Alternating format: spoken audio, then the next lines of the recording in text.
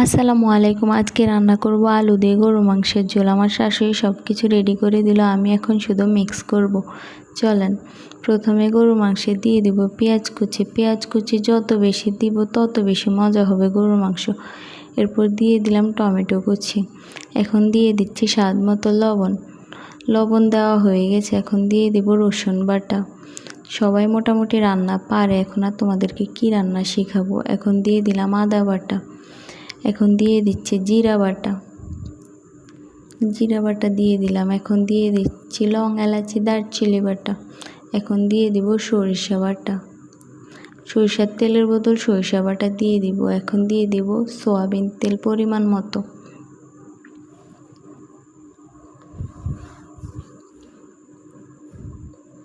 এখন দিয়ে দিব 1 চা চামচ হলুদের গুঁড়া, 1 চা চামচ মরিচের গুঁড়া।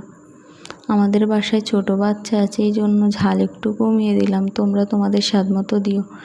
এগুলা কি মশলা আমি জানি না ভাই, আমার শাশুড়ি জানে, হয়তো বা কোনো সিক্রেট মশলা।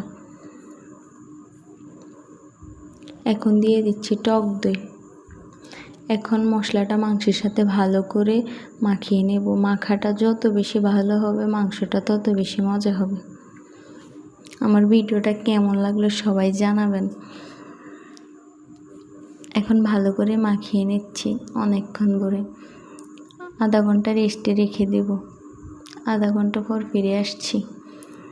এখন ঢাকনা দিয়ে ঢেকে চুলার জালে বসিয়ে দেব।